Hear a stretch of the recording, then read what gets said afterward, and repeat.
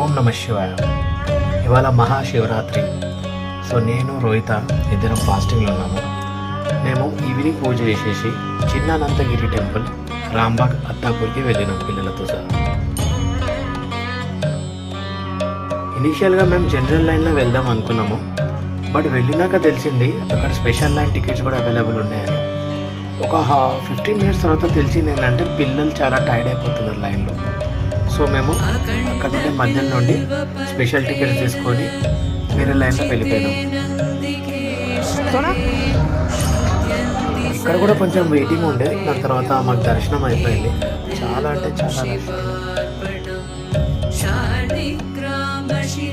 దర్శనం లేట్ అయినా చాలా బాగా అయింది.